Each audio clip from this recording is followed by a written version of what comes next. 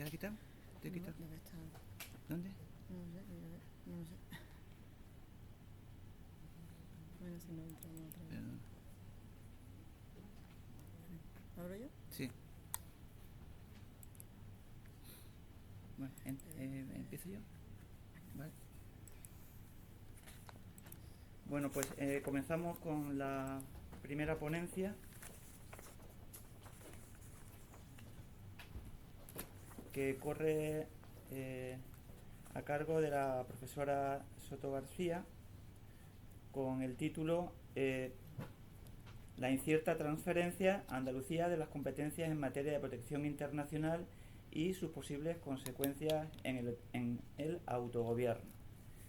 Bien, Mercedes Soto, bueno, pues es compañera del área y como todos los participantes en este proyecto. Y lo tengo que repetir porque a veces en las presentaciones pues se habla del investigador principal, pero el investigador principal no es nada sin sus compañeros, que aportan muchísimo valor al proyecto. Mercedes Soto, profesora del área de Derecho Constitucional, ha impartido docencia pues prácticamente en todas las titulaciones que se imparten en este campus, tanto en grado como en posgrado. Ha sido abogada durante 14 años. Durante esos años, no sé si todos o muchos de ellos, compatibilizando su actividad profesional con su condición docente.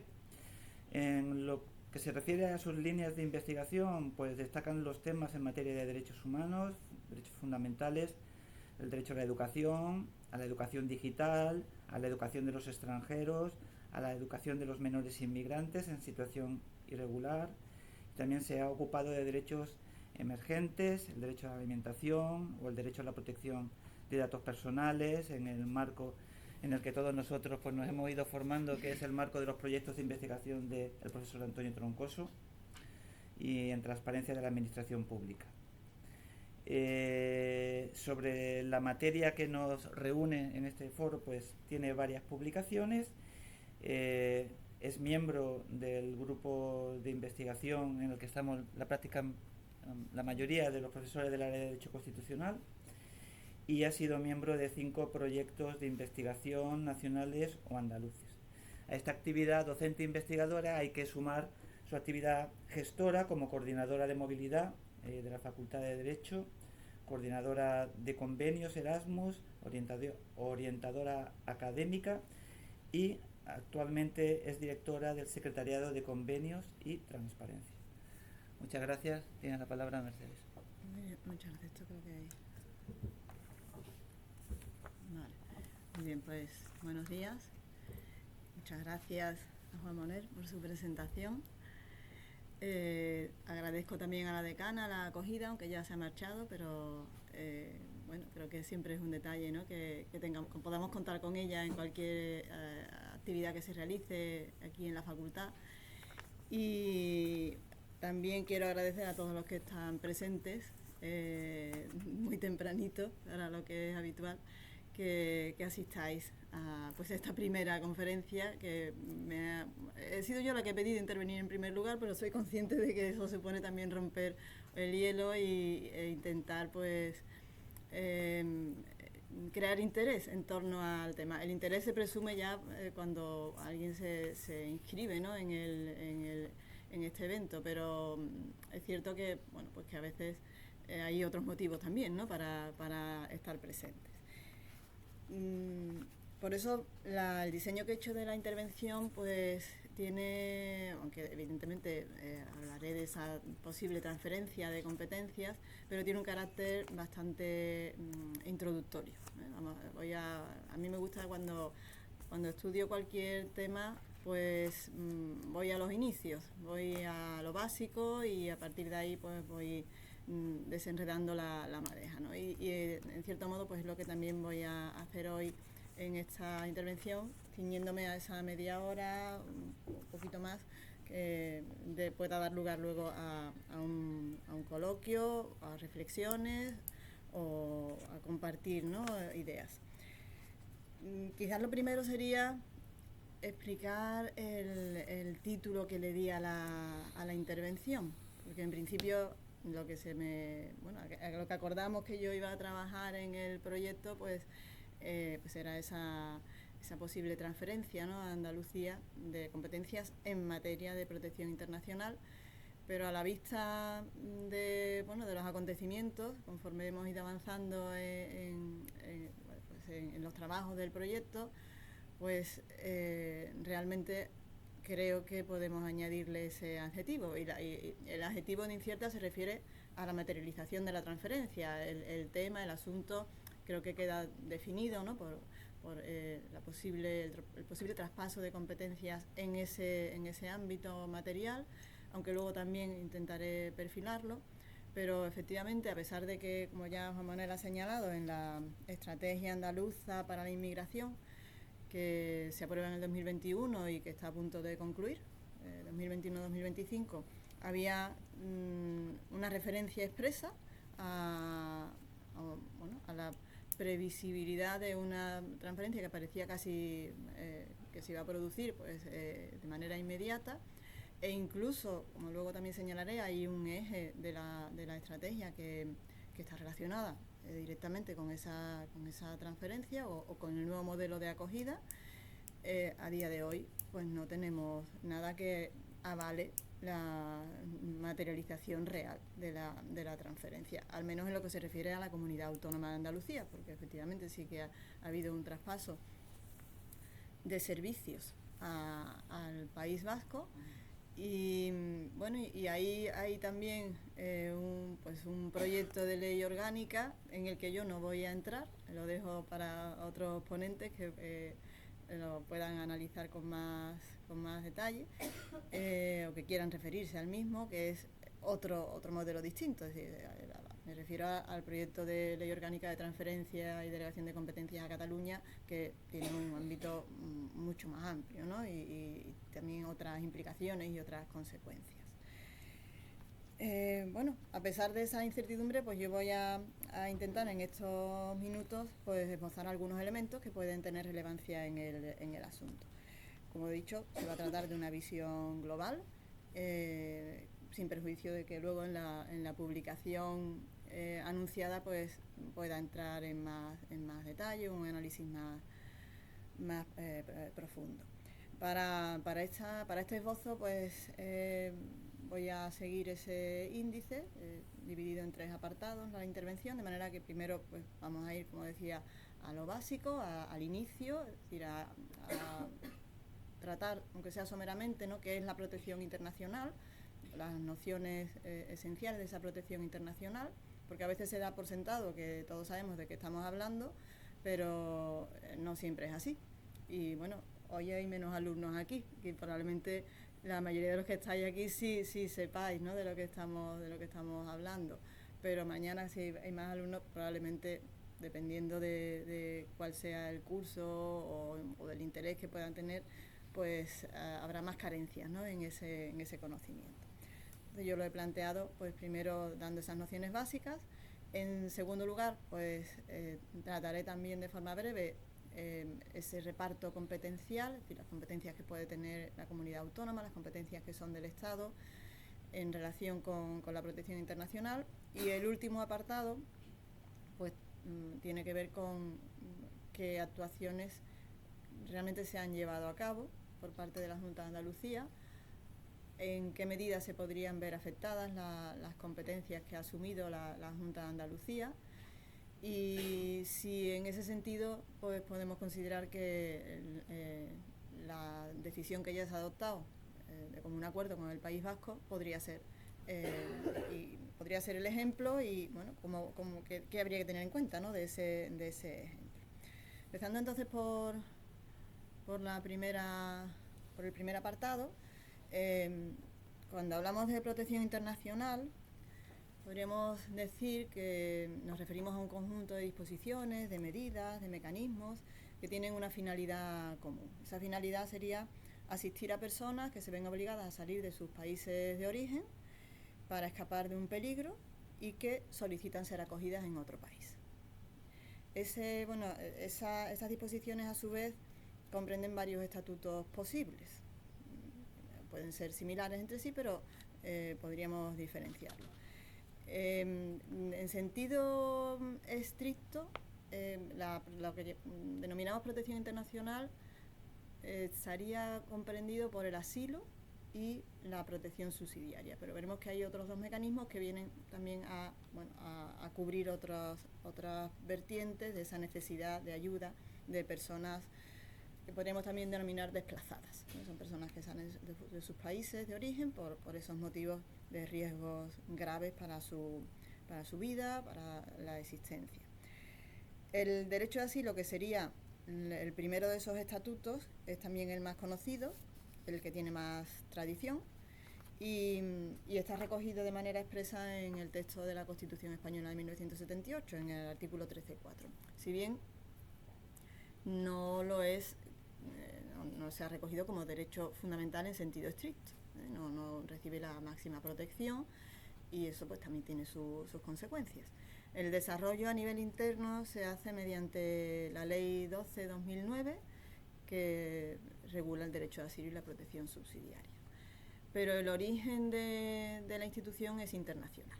El origen del derecho de asilo lo encontramos en normas internacionales, en concreto en la Convención de Ginebra sobre el Estatuto de los Refugiados, el Protocolo de Nueva York, que vino a ampliar el ámbito territorial, ¿no?, de esa Convención de Ginebra, que estamos hablando del año 1951 para la Convención y del año 1967 para el protocolo.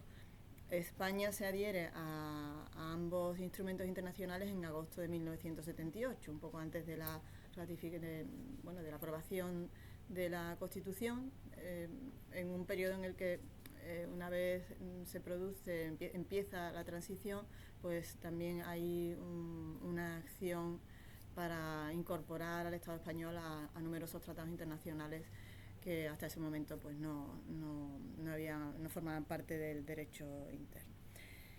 Bueno, esa Convención de Ginebra considera refugiado, vamos a utilizar el término de asilado y refugiado con carácter de sinónimos, a toda persona que, debido a fundados temores de ser perseguida por motivos de raza, religión, nacionalidad, pertenencia a determinado grupo social u opiniones políticas, se encuentra fuera del país de su nacionalidad y no puede, o a causa de dichos temores no quiere, acogerse a la protección de tal país. A su vez, este concepto se incorpora también a la ley interna, a la ley 12/2009, añadiendo motivos de género, de orientación sexual y más recientemente de identidad sexual como posibles causas de persecución.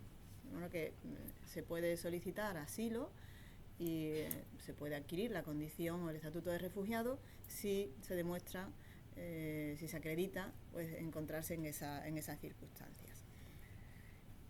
También dentro de ese paraguas de la protección internacional, pues se encuentra la protección subsidiaria. La protección subsidiaria tiene algunas diferencias con relación al derecho de asilo, y se aplicaría a personas que no pueden ser beneficiarias del derecho de asilo porque no reúnen todas las condiciones que éste requiere, no reúnen los requisitos, ¿no? En este caso, el origen de esta figura se encuentra en normativa de la Unión Europea y ha sido a su vez también recogido en la ley española, en la misma ley 12/2009. Y se trataría de personas que tienen motivos fundados, lo leo casi literalmente, ¿no?, para que veamos un poco las diferencias, para creer que si regresasen a su país de origen se enfrentarían a un riesgo real de sufrir algún daño grave, que esto está en la ley 12/2009, y la propia ley hace referencia a cuáles serían esos posibles daños graves, relacionándolos con pena de muerte, ejecución, tortura, otros tratos inhumanos o degradantes, o amenazas graves contra la vida o la integridad por violencia indiscriminada en contextos de conflicto internacional o interno. De manera que, ya he señalado que hay diferencias en cuanto al origen de la normativa, donde se regula o se reconoce, ¿no?, esta protección subsidiaria en relación con el asilo, pues también hay diferencias en cuanto a las circunstancias que pueden dar lugar a su concesión. En el caso del asilo, pues se trataría de un riesgo que sería individualizable, mientras que en el caso de la protección subsidiaria, pues pueden tratarse de riesgos de carácter generalizado o indiscriminados. No es preciso que sea algo que afecte directa y particularmente a la persona que está solicitando esa protección subsidiaria. No obstante, a pesar de esas diferencias, las consecuencias de obtener el estatuto de asilado o de protegido subsidiariamente, ¿no?, es decir, obtener el asilo o bien obtener la protección subsidiaria, son similares. Es verdad que luego podría haber algunos matices, pero en la ley reguladora del derecho de asilo y la protección subsidiaria se equiparan ambas en cuanto a la protección consistente en la no devolución y protección frente a la expulsión, que es también pues esa pieza central del sistema de asilo o del Estatuto del Refugiado a nivel internacional. El non-refoulement es el término que se utiliza habitualmente, que podemos traducirlo como ese principio de no devolución. De manera que una vez que se obtiene la concesión de alguna de estas figuras, pues lleva aparejada esa protección frente a la expulsión o la devolución al país de origen, donde se podrían enfrentar esos riesgos. Al mismo tiempo, en el ámbito interno, estas personas que reciben esa protección, que acreditan esa protección, pues van a también obtener la autorización de residencia, la autorización de trabajo y el acceso a servicios sociales para equipararlos a la población que podríamos decir autóctona, a los nacionales, ¿no?, en educación, en sanidad, en servicios sociales. Pero además yo diría que con un plus, no con un plus que los coloque en situación privilegiada, sino con un plus derivado de la necesidad de atenderlos en determinados aspectos para conseguir la integración. El objetivo con el que se prestan esos servicios pues es lograr la integración de estas personas a todos los niveles en la sociedad de acogida. Obviamente se les piden documentos de identidad y documentos también de viaje si los necesitaran. Tenemos entonces esas dos figuras que hemos dicho que tienen origen distinto, tanto normativo como en cuanto a los requisitos necesarios. No hay que confundirlas porque la naturaleza pues no es idéntica, pero es verdad que luego los efectos pues pueden ser similares. Además de esas dos figuras, una más clásica y otra más reciente, en el ordenamiento español existen otros dos mecanismos también de protección en relación con personas no nacionales que puedan requerirlo. Una es la autorización de residencia por razones humanitarias, que se otorga al amparo de la Ley de Extranjería. En sentido estricto no formaría parte de ese estatuto de protección internacional y bueno, eso se trasluce también, ¿no?, por ejemplo en ese traspaso al País Vasco de los servicios relacionados con la misma, y serviría en este caso para atender a personas que no pueden conseguir ni el derecho de asilo ni la protección subsidiaria porque no encajan con esos requisitos y esas circunstancias que darían la posibilidad de obtenerlo, pero se les concede esa autorización por esas razones humanitarias porque puedan enfrentar también otros riesgos en caso de devolución a su país de origen. Este ha sido el caso de nacionales de Venezuela, donde se les ha atendido en virtud de esta autorización de residencia por razones humanitarias. De alguna manera, De alguna manera serviría este mecanismo para llenar vacíos que pueda haber en las previsiones normativas y dar flexibilidad al sistema. Y habría todavía un cuarto supuesto de origen nuevamente comunitario, en normativa de la Unión Europea, que son las previsiones que existen para la asistencia en los casos de afluencia masiva de personas desplazadas. En este caso lo que ocurre es que la decisión de poner en activo ese mecanismo corresponde al Consejo de la Unión Europea. Está previsto en una directiva comunitaria y solamente entra en funcionamiento cuando existe ese acuerdo en el Consejo de la Unión Europea, que fue lo que ocurrió con los desplazados con motivo de la guerra de Ucrania. Se produjo la aplicación, si no me equivoco, por primera vez, y no sé si por ahora la única, quizás aquí Juan Manuel pues pueda también tener más datos, para utilizar ese mecanismo de atención en afluencia masiva de desplazados. Bueno, hasta aquí tendríamos los cuatro mecanismos, los 4 estatutos posibles dentro de ese gran paraguas de protección internacional, pero la protección internacional en sentido estricto sería asilo y protección subsidiaria. No nos corresponde entrar en el detalle ni de los procedimientos de solicitud ni del contenido protector, pero sí voy a señalar en relación con los efectos y ese procedimiento, ¿no?, de atención a estas personas,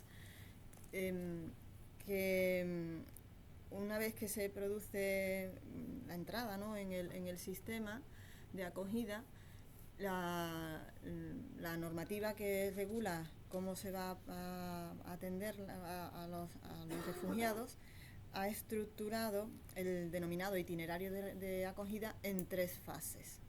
Y bueno, las voy a... no están aquí, están al final, las pongo luego.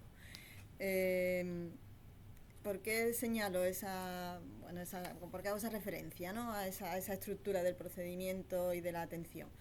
Porque va a tener importancia de cara a las posibles competencias de las comunidades autónomas, como se ha ido trasluciendo con los acontecimientos de los últimos años, ¿no? Y en concreto pues hay una fase de valoración y de derivación, luego una fase de acogida, donde se presta la asistencia por instituciones, ya sea la propia administración o organizaciones que trabajen con la administración, y la última, que es la fase de autonomía, que a su vez podría prolongarse un poquito con relación al máximo de 18 meses, si no me equivoco, que es lo que está previsto para todo el conjunto, para personas que estuvieran en situaciones de especial vulnerabilidad. Esa fase de autonomía es en la que ya los refugiados salen de los recursos propios del sistema para llegar a la total integración. Y adelanto ya que esa fase de autonomía es la que ha sido objeto de traspaso a la comunidad autónoma del País Vasco. Mientras que las otras 2, valoración inicial, derivación o fase de acogida inicial, pues en principio se ha quedado todavía como competencia estatal.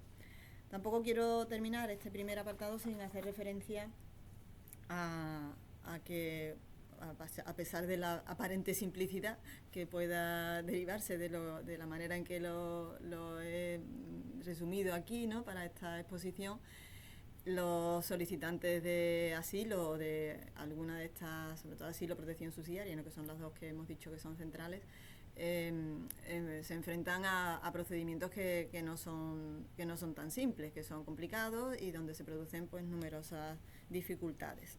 Eso lo ha reflejado muy bien en el informe que ha aportado al proyecto el doctor Asif, que ha recogido numerosos datos y opiniones también, ¿no?, y testimonios reales, ¿no?, de personas en esa situación, y que ha concluido, entre las afirmaciones del informe, pues yo destaco que esta que se refiere a que la práctica revela una profunda brecha entre la normativa y su aplicación efectiva. Eso yo creo que era conocido y probablemente haya otros estudios también relacionados, pero en cuanto a nuestro proyecto, pues se pone de relieve en ese informe con una parte teórica y otra parte de un trabajo de campo muy concienzudo. En segundo lugar, quiero hacer, bueno, pues también una semblanza de cómo es ese reparto competencial entre el Estado, si es que existe, ¿no? Ese reparto de competencia entre el Estado y las comunidades autónomas en materia de protección internacional. Yo creo que es de sobra conocido que la Constitución española reserva al Estado, en ese artículo 149.1, donde están recogidas las competencias exclusivas del Estado, en el apartado 2, las materias en migración, inmigración y extranjería, junto a la nacionalidad y el derecho de asilo. Por eso, probablemente los primeros estatutos, por eso no incluyeron ninguna referencia, ni a inmigración, de la que vamos a hablar inmediatamente, ni mucho menos al derecho de asilo, estatuto de refugiado, o casi ni a personas migrantes, ¿no? La inmigración, que se quedó fuera de esos primeros estatutos de autonomía. Sin embargo, incluso antes de que el Tribunal Constitucional se pronunciara en el año 2010 en relación con esa, bueno, pues con la posibilidad o no de que las comunidades autónomas pudieran tener competencias en la materia de inmigración, en la sentencia que resolvió el recurso de inconstitucionalidad contra el Estatuto de Cataluña, que es la sentencia 31/2010, antes de que hubiera ese pronunciamiento ya se había asumido que no toda actuación pública que estuviera vinculada a la inmigración era competencia del Estado. Es decir, que había títulos competenciales autonómicos, sectoriales, que habilitaban a las comunidades autónomas para actuar incidiendo en el fenómeno de la inmigración, aunque no fueran directamente la competencia en asuntos migratorios. Esos títulos se habían ido desarrollando por parte de las comunidades autónomas desde los años 80 y venían ejerciéndose por las comunidades autónomas esas competencias, como digo, sectoriales, pero que afectaban a las personas migradas. Es decir, la distribución es más compleja de lo que pudiera desprenderse de la literalidad del artículo 149.1.2, porque realmente las políticas de migración, las políticas migratorias o de inmigración en este caso, pues incluyen también los procesos de integración. Y es en esos procesos de integración donde las comunidades autónomas han ido siendo muy activas y desarrollando pues sus competencias sectoriales, como he indicado antes, pues educación, sanidad, asistencia social, vivienda, cultura, son elementos que forman parte de el itinerario de acogida, de la integración de los refugiados, y están en manos de las comunidades autónomas.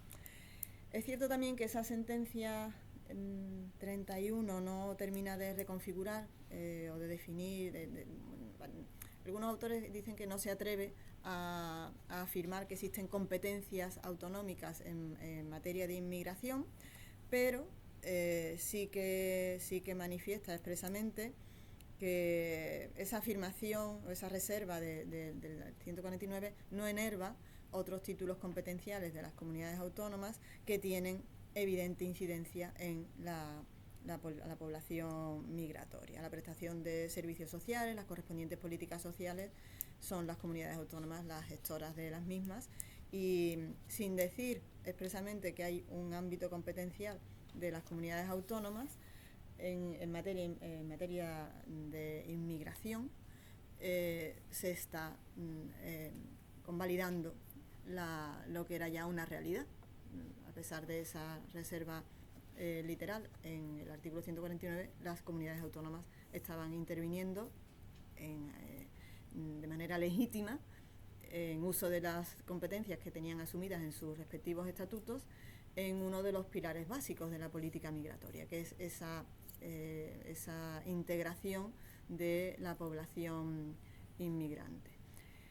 Eso se ha reflejado en los estatutos, los denominados estatutos de segunda generación, los que son fruto de reformas en la década de los 2000, Y en concreto, pues en ese estatuto catalán, que fue objeto de recurso de inconstitucionalidad, entre otras en ese apartado, y en el estatuto andaluz, que fue objeto de una reforma de enorme calado, prácticamente dando lugar a un nuevo estatuto en 2007. Por lo tanto, se ha dicho también que realmente lo que el Estado conserva en materia de inmigración pues es el núcleo duro. No utiliza esos términos el Tribunal Constitucional para la inmigración, pero sí lo hace en materia de relaciones internacionales. Entonces, emulando o adaptando, parafraseando, ¿no?, esa terminología, conservaría lo que sería el núcleo duro, referido a la situación jurídico-administrativa del inmigrante, la entrada y salida de extranjeros, las autorizaciones administrativas que están vinculadas a ese régimen jurídico, las infracciones y sanciones estarían incluidas en ese núcleo duro, reservadas al Estado, y podría también intervenir en esas otras materias que tienen carácter sectorial y que corresponden a las comunidades autónomas, porque en algunas de ellas también tiene reservadas facultades para fijar unos mínimos normativos, para fijar a nivel básico pues ciertos elementos que garanticen pues una homogeneidad, ¿no?, en materia de educación, en materia de sanidad, en materia de régimen de seguridad social. Podría también ahí seguir interviniendo el Estado, pero siempre dejando luego pues ese otro ámbito para desarrollo por parte de las comunidades autónomas, que es un aspecto general siempre que hay ese reparto de bases o lo básico al Estado y el desarrollo a las comunidades autónomas. Esta posibilidad de que el Estado intervenga en esa fijación de bases no genera ningún título competencial nuevo, ni el hecho de que la Constitución reserve la materia de inmigración al Estado supone una competencia ilimitada, es lo que vino a decir el Tribunal Constitucional. Esto sería en relación con la inmigración, que es sobre lo que se ha pronunciado con más detalle el Tribunal Constitucional.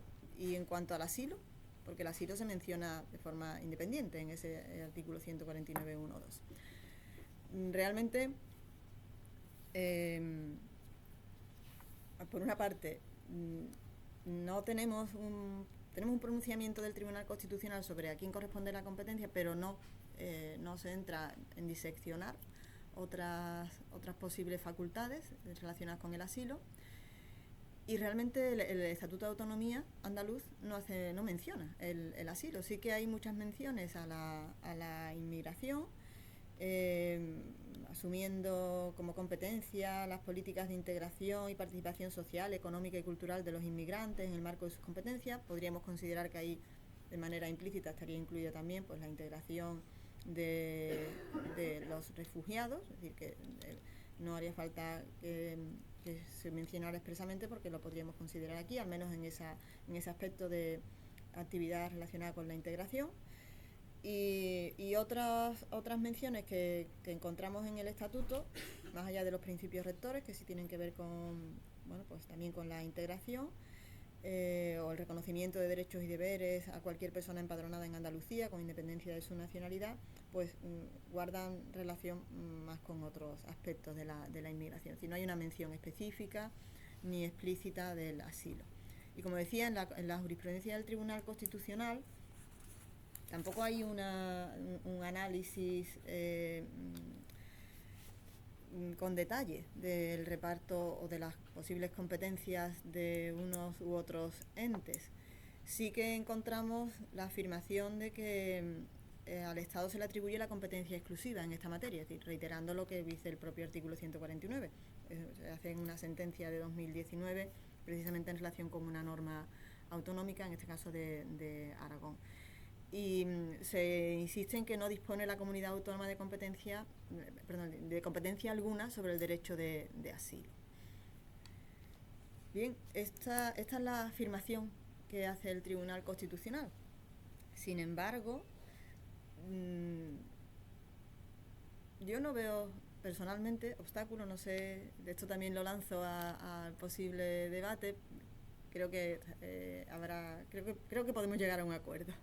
no veo obstáculo para que podamos llegar en relación con el asilo a una conclusión similar a la que se ha adoptado en relación con la inmigración. Es decir, si bien las comunidades autónomas no disponen de competencias sobre el derecho de asilo, sí que son titulares de competencias sectoriales que tienen incidencia en los dispositivos o los mecanismos de concreción del asilo y muy concretamente en la integración de las personas beneficiarias del asilo o de la protección subsidiaria. En particular, destacan ahí las políticas o las competencias en políticas de asistencia social, aunque también podríamos hacer referencia pues a políticas de vivienda, políticas de educación, políticas de cultura, porque la cultura también supone integración y en definitiva pienso que podemos aplicar, aunque el Tribunal Constitucional no se haya pronunciado expresamente, aquí ese mismo criterio para entender que las comunidades autónomas pueden también ejercer competencias que guardan relación si no con el derecho de asilo, porque ahora vamos a ver un poquito qué es lo que ha pasado en el País Vasco, sí con consecuencias que son inherentes al estatuto de personas beneficiarias del asilo o la protección subsidiaria. De manera que cuando esa estrategia andaluza para la inmigración 2021-25 alude a esa previsible transferencia de competencias a las comunidades autónomas, dicen el ámbito de la atención a las personas solicitantes y beneficiarias de protección internacional. Yo entiendo que más que un incremento de competencias, porque cuando hablamos de transferencia de competencias, bueno, pues, para mí eso significa que se incrementan las competencias, ¿no? Y de hecho eso es lo que ocurriría si se aprobase la ley orgánica prevista para Cataluña, ¿no? Pues más que ese incremento de competencias, a pesar del término que utiliza la estrategia, se trata de una ampliación de servicios en relación con competencias que ya están asumidas, en este caso por la Comunidad Autónoma de Andalucía. Y a partir de esa transferencia o traspaso de servicios, la comunidad autónoma podría gestionar los servicios y los programas que estén específicamente destinados a esas personas solicitantes de asilo. Por eso la estrategia dice de acuerdo con sus respectivas competencias en los ámbitos sanitario, educativo y social. Ya está centrándolo en esos tres ámbitos. Y esa realmente es la senda que abre el traspaso de competencias al País Vasco. Ya voy así terminando. En esa entraría entonces en el tercer y último apartado para hacer referencia tanto a lo que podemos encontrar en la Junta de Andalucía sin un análisis exhaustivo ni mucho menos, y sobre todo pues qué panorama se perfila con ese decreto de transferencias al País Vasco que se produjo en el año 2024. El 9 de abril se produce el Real Decreto 367-2024 de ampliación de los servicios del Estado traspasados a la Comunidad Autónoma del País Vasco por otro Real Decreto anterior que se refería a sanidad, servicios y asistencias sociales, y se especifica fase de autonomía del sistema de protección internacional. Hay una ponencia que lleva a tratar también ya con más profundidad probablemente de este traspaso, así que yo voy a limitarme a ver pues en qué medida eso podría abrir también las expectativas de una mayor actividad de la comunidad autónoma andaluza en relación con esa asistencia a refugiados. Hasta el momento presente, a nivel de planificación, la comunidad autónoma andaluza ha aprobado 3 planes integrales de inmigración, uno en el año 2021, otro en el año 2006, otro en el año 2014, cada uno de ellos con una extensión de varios años. Y una vez finalizado el de 2014, que llegaba hasta 2016, ahí se produce un vacío en cuanto a planificación. No quiere decir que no se produzcan actuaciones, sino que no hay pues un mecanismo de planificación, que dicho sea de paso no son mecanismos exclusivos de Andalucía, sino que también se han producido en otras comunidades autónomas, por ejemplo en el País Vasco, ¿no?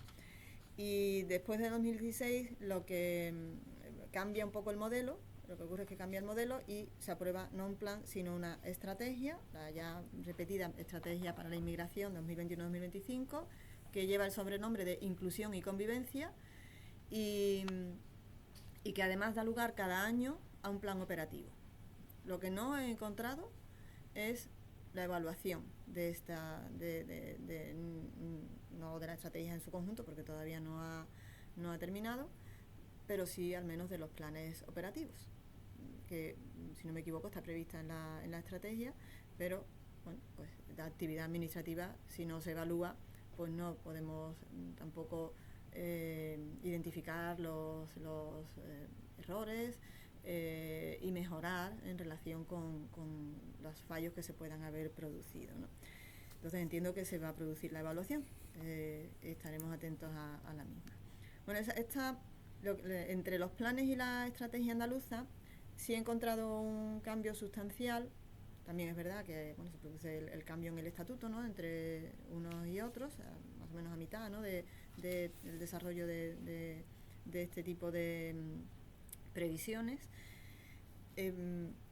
porque la estrategia sí pone de relieve un incremento de la presencia textual, presencia en el texto de los refugiados. Mientras que en los planes de inmigración pues había una referencia al derecho de asilo, pero de carácter más genérico, aunque sí se analizaban también datos. En la estrategia, prácticamente en todas las actuaciones que se prevén en la misma, más que actuaciones, hay actuaciones, pero que luego tienen que ir concretándose en los planes operativos, ¿no? Los objetivos siempre hacen referencia a que entre los destinatarios de las acciones a emprender se encuentran las personas beneficiarias de protección internacional. Es decir, ahí, yo creo que se pone de relieve la mayor inquietud y posiblemente también está relacionado con esa esperativa a que se llevara a cabo una transferencia a la Comunidad Autónoma Andaluza de competencias en esas materias. La estrategia se articula en torno a 4 ejes y, claro, es muy significativo que el eje 1 se llame acogida y el objetivo específico 2 es precisamente establecer un nuevo modelo de atención a las personas solicitantes de protección internacional en Andalucía, desde un enfoque de derechos y con la cobertura suficiente para atender sus necesidades. Y las líneas de actuación que se desglosan en ese objetivo están relacionadas todas con la preparación del nuevo modelo que no queda en manos de la comunidad autónoma exclusivamente, sino que depende del acuerdo con el Estado para que se materialice ese traspaso, esa transferencia de competencias y actuaciones que pueda llevar a cabo, que hasta ahora estaría llevando a cabo el Estado y a partir de ese momento podría llevar a cabo la comunidad autónoma. Desarrollar trabajos preparatorios, leo muy sucintamente, que permitan estar preparados para la asunción de competencias, realizar un diagnóstico previo sobre el estado actual del sistema en Andalucía, diseñar un sistema de transición y traspaso ordenado de las competencias, definir y articular la estructura organizativa y presupuestaria necesaria para poner en marcha el sistema de acogida, que son actuaciones de las que no tengo constancia que dispongamos ahora mismo de informes o resultados, y si en la sala hay alguien que sí me pueda contradecir, pues yo lo agradecería, porque la sensación es que se ha producido un enfriamiento en esta materia. La estrategia se aprueba en el 2021, estamos en el 2025, que es el último año para su ejecución, y pues como digo, tendríamos que estar ya de acuerdo con la misma en el estadio de dar paso a un nuevo actor en materia de acogida, que sería la comunidad autónoma. Un nuevo actor ya no solamente con competencias sectoriales, sino o al menos esa parece que era la idea, ¿no?, que se ponía de manifiesto en la estrategia. Contamos con los planes operativos, donde efectivamente hay algunas acciones. El último de 2024 hacía referencia en particular a los ciudadanos ucranianos, y lo que no tenemos es la evaluación. bueno, los defectos que se han imputado al actual sistema yo creo que también son conocidos, de la posibilidad de que se dupliquen las actuaciones, que haya, bueno, la falta de coordinación, la falta de comunicación también entre administraciones, porque aquí va a ser esencial esa coordinación y comunicación. Y a pesar de todo, pues el traspaso no se produce, no hay criterios ni hay estructura diseñada para ese traspaso. Tenemos ese ejemplo del País Vasco, del decreto de traspaso de servicios al País Vasco, que yo creo que puede ser bastante significativo en el sentido de que, tal como se desprende del enunciado, del nombre del Real Decreto, y luego ya conforme vamos leyendo, pues vamos confirmando, lo que se ha producido no es una transferencia de competencias, y los términos pues yo creo que tienen su importancia para poder entendernos, ¿no?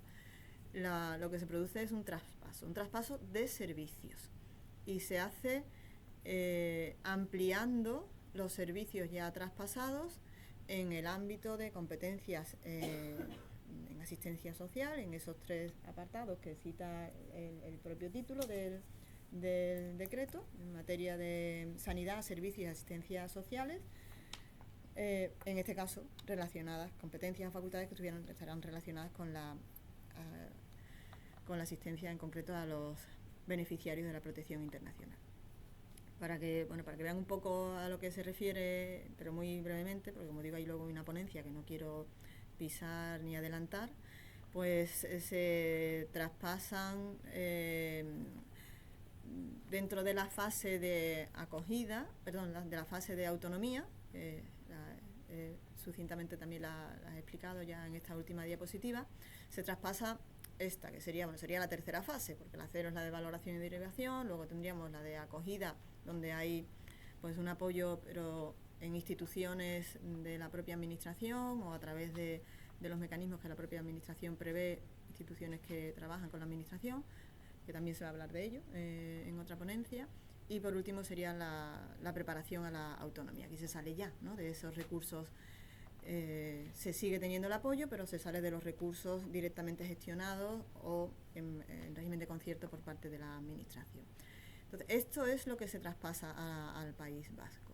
Y eso incluye pues apoyar mediante ayudas económicas, prestar apoyo de carácter social, psicológico, jurídico, cultural,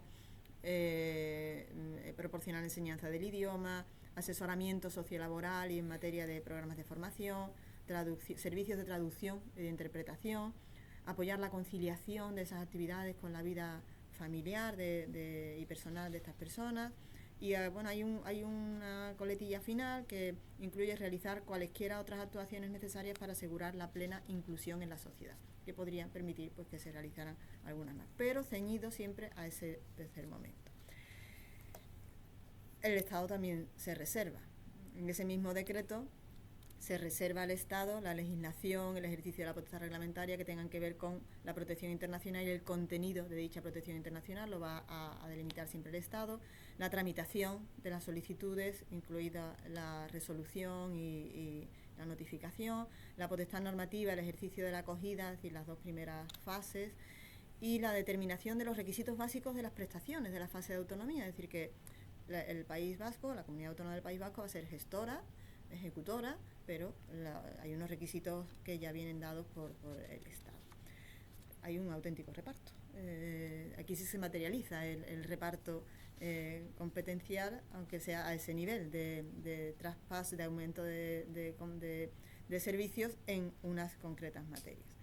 No dispongo de datos sobre los resultados de la implementación del Real Decreto de traspaso en el País Vasco, pero cabe pensar que esta va a ser la opción probablemente escogida si se materializa en el caso de Andalucía, en el caso andaluz. Aquí hay, no hay una decisión independiente del Estado ni de la comunidad autónoma. Aquí se trata de lograr un consenso entre ambas entidades. Entonces, tiene que haber realmente voluntad por parte de ambas entidades. Y ya entonces, para terminar sobre este punto, también quiero señalar que a pesar de que hay coincidencia, yo creo que generalizada, sobre los defectos que tiene el sistema, porque eso se refleja pues, en las dificultades que enfrentan los solicitantes y bueno, y probablemente también en el escaso número de admisiones, ¿no?, de las solicitudes. No hay, sin embargo, unanimidad en los agentes que actúan sobre el terreno. Me remito de nuevo al informe del doctor Asif, donde en las entrevistas que ha ido realizando, recogiendo los pareceres de unos y otros, pues hay mientras que unos son partidarios del traspaso a la comunidad autónoma, hay otros que se muestran muy recelosos, que temen precisamente que eso lleve a sea perjudicial para el funcionamiento, lleve a un empeoramiento del funcionamiento del sistema. De manera que tendremos que esperar a ver si efectivamente se materializa el traspaso, cómo se materializa, a qué afecta, para que se pueda también perfilar en qué medida se puede ver afectado el autogobierno, que es lo que en definitiva intentaré también llegar a una conclusión en la publicación. Por mi parte nada más, muchas gracias. Quedo abierta al diálogo, al debate. Probablemente las preguntas que se puedan plantear pues serán recíprocas, pero me quedo a su disposición. Gracias. Muchas gracias, Mercedes. Bueno, la ponencia ha tenido una parte introductoria necesaria, porque siempre para centrar el tema, pero luego has ido tocando aspectos que son muy importantes y sobre el que imagino que irán girando todas las ponencias, ¿no?, que van a estar centradas en la acogida. Entre el público, ¿queréis comentar algo? ¿Hacer alguna pregunta? Bueno, yo no voy a preguntar nada, pero me ha parecido interesante cuando has subrayado que asilo es una cosa, es una materia, y que las políticas de educación, vivienda y asistencia social es un tema diferente. Hay un tema que ella yo pienso que ha querido exponerlo sin entrar en él, porque es un tema complicado, que es que acogida e integración no es lo mismo. Luego también has dicho que qué importante es utilizar apropiadamente los términos. Los términos son muy importantes para entendernos, ¿eh? Entonces, no es lo mismo hablar de acogida que hablar de integración. De hecho, el proyecto podría haber sido ¿qué es la integración? ¿Eh? Para que una persona, para hablar de integración hacen falta 3 actores. Hace falta primero un extranjero que se quiera integrar. Claro. Hace falta un Estado que establezca los mecanismos para que si el extranjero se quiere integrar, se integre. Y luego la sociedad, que somos nosotros, también tiene que estar dispuesta a atender o a recibir al extranjero como si fuera uno más. Entonces, son conceptos diferentes. La acogida es la atención. Bueno, pues eso también me ha parecido intuirlo en tu exposición. Y luego también has hecho referencia a que ha habido un cierto enfriamiento de esa transferencia que parecía inminente en el año 21. Pero claro, es que la situación política en España yo no sé si es la idónea para que el gobierno se meta ahora en ese jardín que lamentablemente se utiliza, el de la extranjería, por los partidos políticos para hacer política, ¿eh? Entonces, pues me ha parecido muy interesante tu ponencia, y esto ha sido por si alguien se atreve a hacer algún comentario. Si no, pasamos a la ponencia siguiente, que vamos con un poquitín de retraso. Pero ahí está Michel, al que le damos la bienvenida. Un momentito, Michel, te voy a pasar el micrófono. No. Yo sí lo oigo bien, pero... Sí.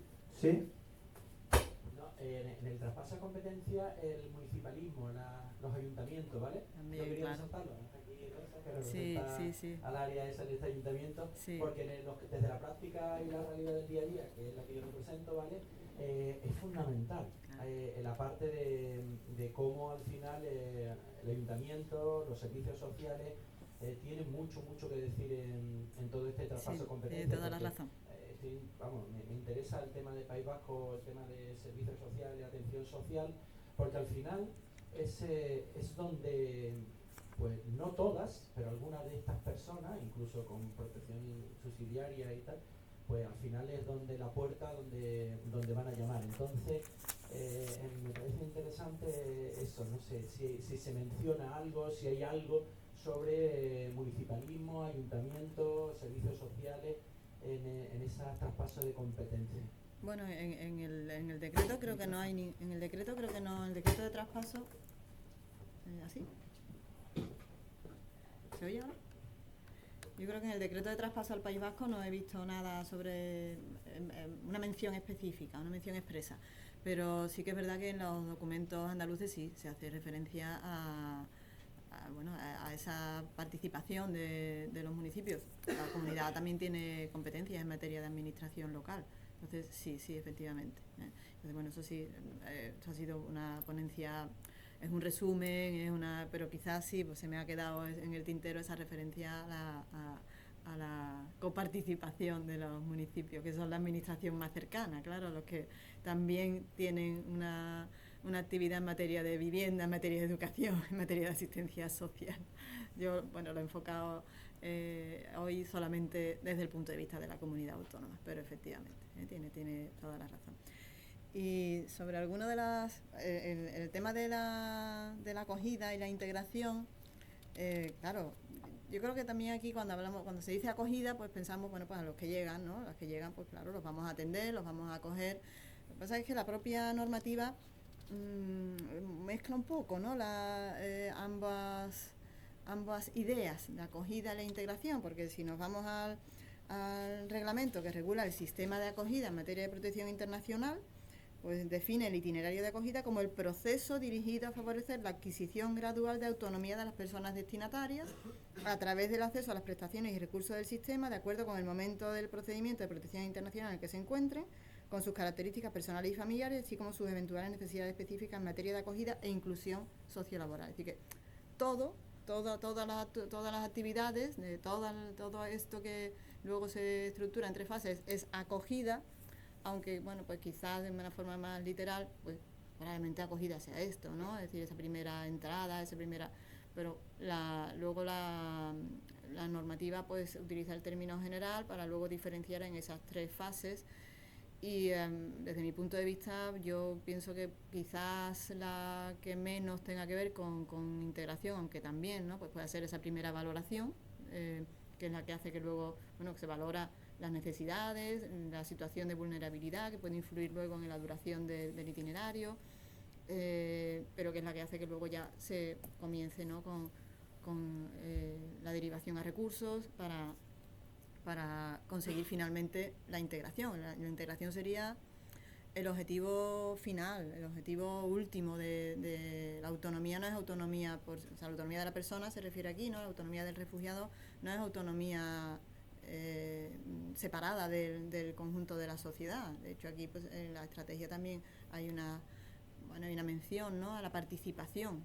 No se trata de que se aíslen, aunque dispongan de todos los recursos necesarios, ¿no? Sino de que alcancen la vida en sociedad, que es la consecuencia de esa integración. Todo el itinerario tiene que ver con integración, o como dice la definición, inclusión, que aquí es muy específica, inclusión sociolaboral, ¿no? La integración tiene mucho que ver, ¿no? La integración en la sociedad y desde el punto de vista laboral. No sé, estoy de acuerdo contigo, Michelle. Lo tengo en cuenta. Bueno, se trata, como decía al principio, de todo esto va a salir un libro, pero sería súper interesante que nosotros, los autores del libro, podamos incorporar, ¿no? Estas reflexiones, claro, que vayan saliendo aquí. Por lo que ha planteado Michelle es súper importante, es esencial, pero todo llega hasta un extremo de que, como él sabe perfectamente, uno de los problemas que tienen los extranjeros en general, no solamente los solicitantes de protección internacional, para poder acceder a los servicios que ofrecen los ayuntamientos, es que el extranjero esté empadronado. Y empadronarse no es nada fácil. No es nada fácil. Cuando hay unos que están en el sistema de acogida, pero los inmigrantes tienen serios problemas cuando normalmente cuando llegan suelen vivir en un piso. En un piso alquilan una habitación compartida. Muchas veces los caseros no quieren empadronar. Y sin empadronamiento no tienen acceso a los servicios sociales, o a muy pocos. Y luego, también, lo de la preparación para la autonomía, a mí me hace una cierta gracia, irónicamente, ¿no? Porque es que en la normativa hay mucho canto de sirena, ¿no? Preparación de la autonomía. Para la autonomía, pues, es fundamental contar con una vivienda. Pues ese es otro problema, ¿no? Encontrar vivienda, porque no los españoles, pues tenemos una reticencia a alquilar el piso a un solicitante de protección internacional, porque a lo mejor la legislación no acompaña al arrendador, ¿no? Entonces, todos estos son problemas muy del día a día, del terreno, que tenemos que tomar en consideración. ¿Algún comentario o alguna pregunta? Allí al fondo. Voy a dejar, sí, le voy a dar el micrófono a Ariadna y le voy a pedir que por favor. Mira a ver si está conectado, Ariadna. Está comentando tanto el Departamento de Inclusión Social e Inmigración de la Delegación de Inclusión Social, Dependencia Mayor y Familia del Ayuntamiento de Jerez, junto con todas las entidades del tercer sector con las que estamos todo el día trabajando, CEAIN, ACCEN, Don Bosco y tal, somos los que estamos de alguna manera en la parte práctica directa de todo lo que se está planteando aquí, sobre todo cuando las personas solicitantes de protección internacional reciben la resolución denegatoria del Ministerio en 15 días. Tienen que abandonar el dispositivo de acogida de la entidad que tiene el convenio con el Ministerio y es el ayuntamiento, conjuntamente con las entidades del tercer sector, quienes tenemos que dar respuesta. En el Ayuntamiento de Jerez, si una persona acude y no está empadronada, nosotras sí abrimos un expediente a nombre de esa persona, se le abre dentro del sistema de gestión de usuarios con un domicilio de referencia, calle tal, número tal, donde vive, aunque no esté empadronado. Sí es cierto que el empadronamiento es necesario para la tarjeta sanitaria, para la escolarización de los menores, aunque también tenemos mecanismos que incluso la escolarización de los menores se puede ir adelantando porque la persona está en vías de empadronarse.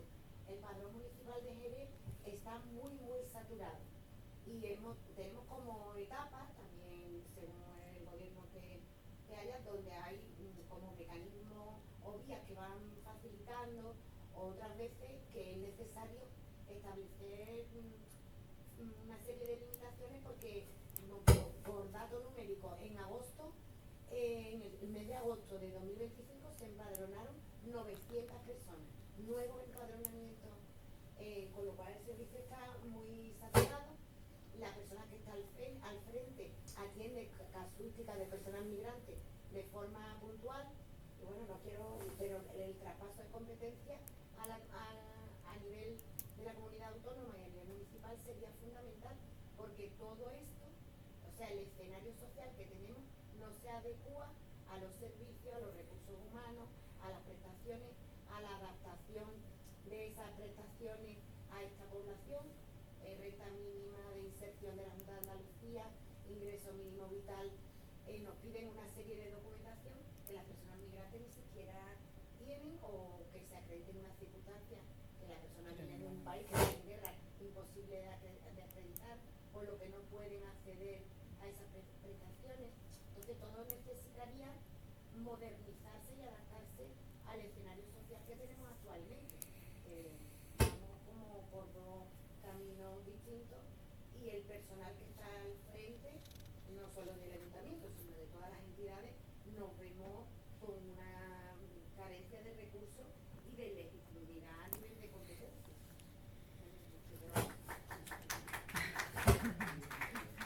Muy bien. Muchas gracias. Tú eres Rosa del Ayuntamiento de Jerez, ¿no? Me alegra que hayas venido. Luego hablamos. Bueno, Bueno, pues venga. cerramos la primera ponencia. Gracias, Mercedes. Nada.